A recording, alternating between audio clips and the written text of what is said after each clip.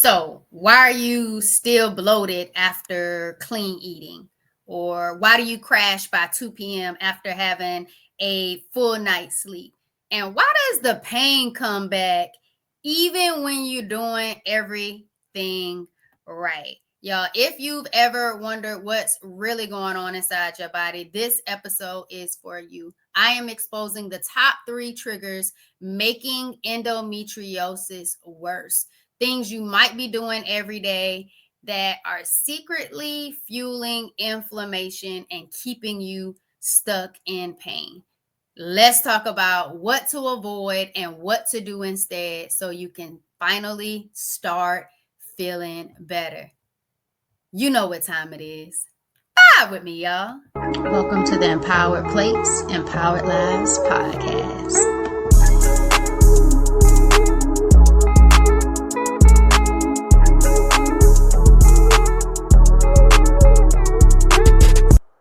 Welcome back to another episode of the Empowered Plates, Empowered Lives podcast. It's your healthy habits and lifestyle coach Jovonnie, and I help women who've been dismissed, misdiagnosed, or stuck in survival mode finally reclaim their energy, their cycles, and their confidence, y'all. If you've been doing all the right things, but still not feeling better, I want you to know this. It's not your fault. And you are not broken. Sometimes we just need to learn what to stop doing so our bodies can finally reset. Today, I am talking about the 3 biggest hidden triggers that may be making your endometriosis symptoms worse. And more importantly, how to take your power back. All right. But before we get into the episode, if you're watching this on YouTube, make sure you subscribe to the Wellness with Jovonnie channel and make sure you hit that notification bell so you never miss an episode, a live stream video, or anything the show has to offer. And if you listen on your favorite podcast distribution platform, make sure you follow and give the show a rating, y'all. Let the people know I'm dropping value and good vibes. So here we go. The top 3 triggers making endometriosis worse. Number 1, the all or nothing and victim mindset combo. Y'all, both of these mindsets together just is really making everything a habit for your body. So these 2 mindset traps I see have been holding women back from healing. And believe me, I've been there too. The first is like an all or nothing mindset. If I can't do it perfectly, why bother? Like, this keeps you in a cycle of shame and burnout. But healing doesn't ask for perfection. It asks for compassion and consistency. Come on, somebody. And guess what? You deserve that. You deserve compassion and consistency. You don't deserve perfection. The second one, the victim mindset. Y'all, this is just how it is for me. Nothing ever works. I'm always in pain. There's no cure for endometriosis. I say this with love. You have been through so much and for so long. And I know it's no wonder why you feel the way you're feeling right now. But staying in that place keeps you stuck in that place. And that place is called in survival mode.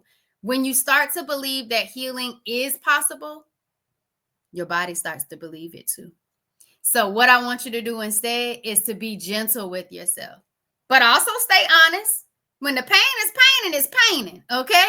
But I want you to ask yourself, what can I do today to support my body, not punish it, all right? And this is what I want you to affirm. I might not control everything.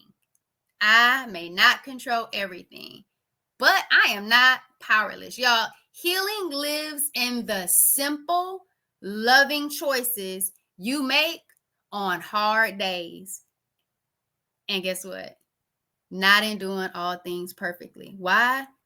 Because of that what? Compassion and consistency. All right. Number 2, inflammatory foods and emotional eating. Whoo-wee! Man, number two. And you talking to a foodie over here. Food matters, y'all. But it's not just what you eat, it's how and why you're eating what you're eating. So, dairy, refined sugar, caffeine can all trigger inflammation. But eating those things when you're rushed, stressed, or emotionally overwhelmed makes it absolutely worse.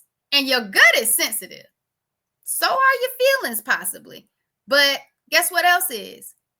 Endometriosis has this gut-brain connection that is even more reactive to stress and inflammation. It's a chronic inflammatory condition. So what I want you to think about doing instead is add an anti-inflammatory juice to your morning, like pineapple ginger turmeric. I'm making it in the morning. Pause before meals, like breathe deeply, eat with intention. I want you to notice when you're eating to soothe your emotions and respond with gentleness, not guilt.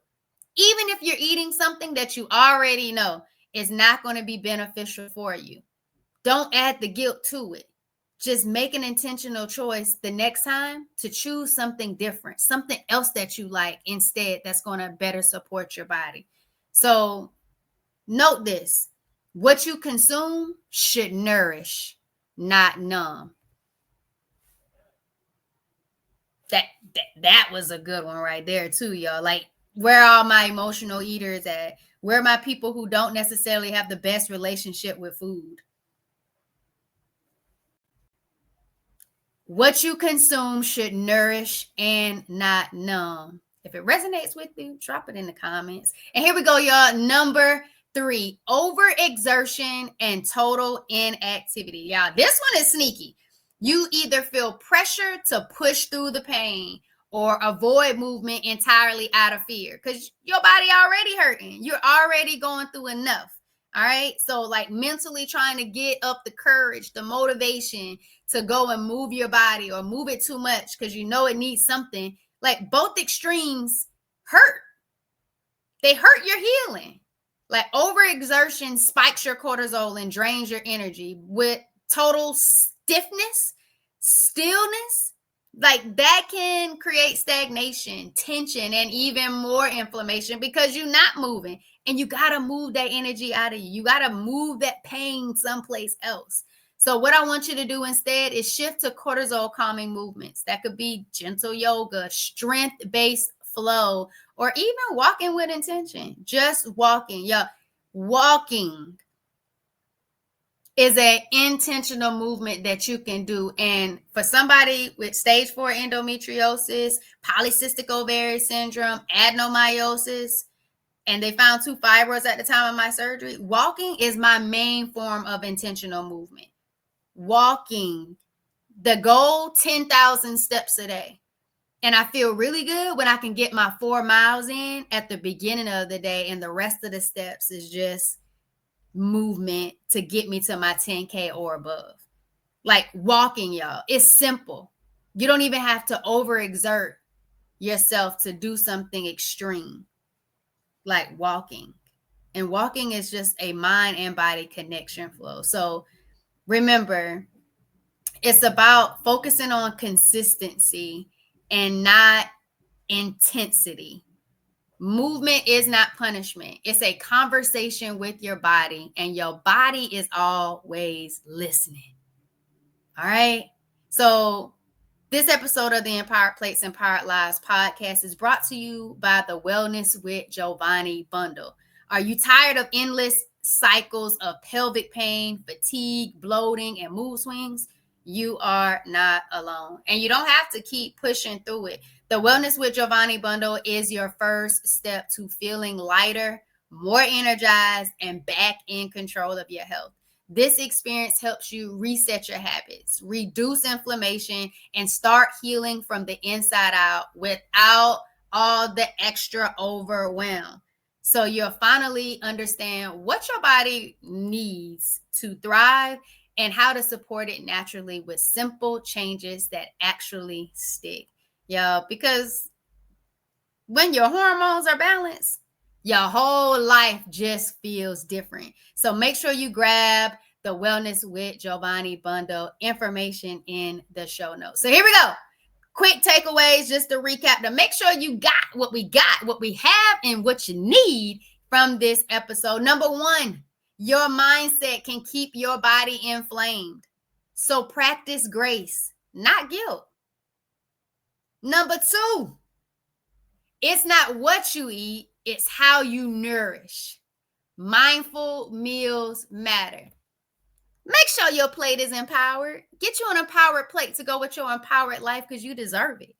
And then number three, movement should feel like medicine, not a punishment. Meet your body with care. So I just want you to know that you are not powerless in this journey. And just because there's no cure for endometriosis doesn't mean there's no path to your personal healing journey. I have walked this road myself, and I'm still walking it.